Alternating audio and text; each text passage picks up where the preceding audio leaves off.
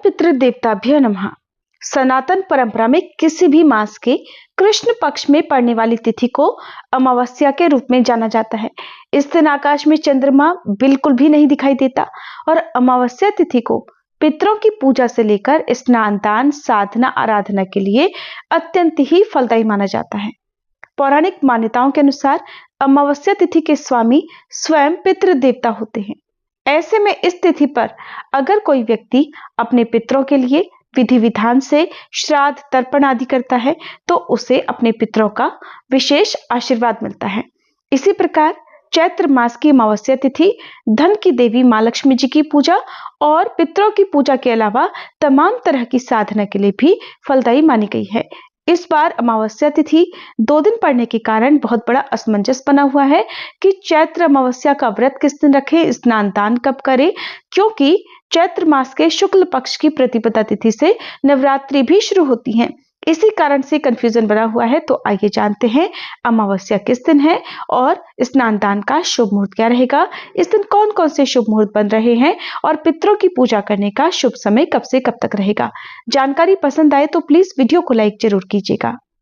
इस बार अमावस्या तिथि 18 मार्च दिन बुधवार को सुबह 8:26 से शुरू होगी और चैत्र अमावस्या की तिथि समाप्त होगी 19 मार्च दिन गुरुवार को सुबह 6:53 पर।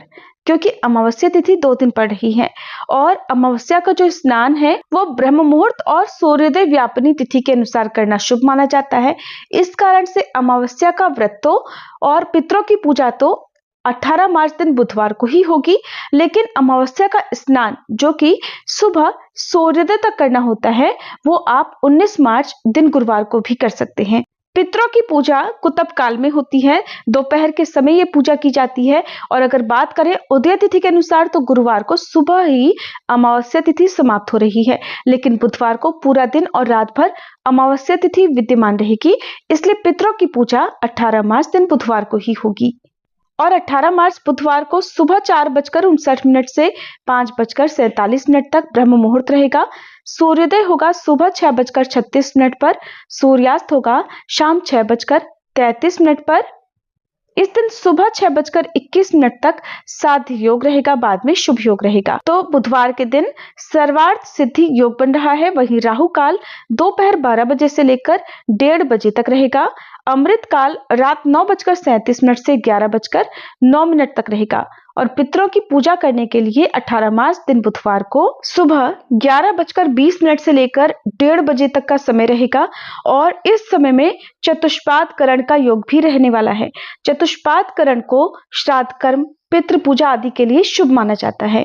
अमावस्या के दिन प्रातःकाल पूजा मुहूर्त रहेगा सुबह 5:16 से 6:28 तक और शाम की पूजा जिसमें अमावस्या का दीपदान आदि किया जाता है गोधूली मुहूर्त में, जो कि शाम 6:29 से 6:53 तक रहेगा। इसके अलावा शाम की पूजा शाम 7:43 तक भी कर सकते हैं। अमावस्या के दिन शाम के समय दीपदान करने की भी परंपरा है।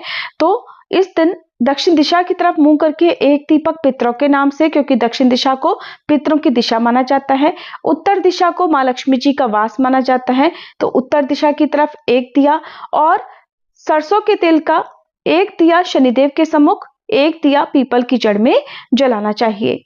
अमावस्या का दान आप 18 मार्च और 19 मार्च दोनों ही दिन दे सकते हैं।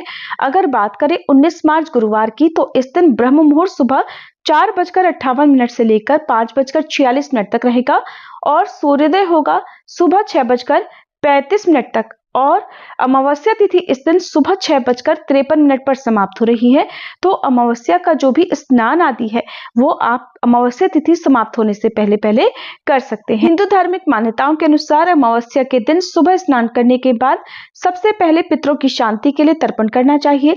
तर्पण के लिए एक तांबे के लोटे में जल लेकर उसमें काले तिल और सफेद पुष्प डालें।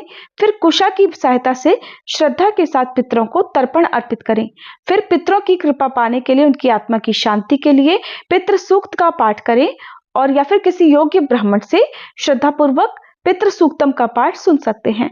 अमावस्या के दिन पितरों को प्रसन्न करने के लिए एक लोटे में कच्चा दूध, गंगा जल, काले तिल और गुड़ या शक्कर मिलाकर पीपल की जड़ में अर्पित करना चाहिए, क्योंकि पीपल में पितरों का भी वास माना जाता है और इसके बाद पीपल की 7 बार परिक्रमा करने के बाद पितरों से परिवार में सुख शांति और सौभाग्य का आशीर्वाद मांगे।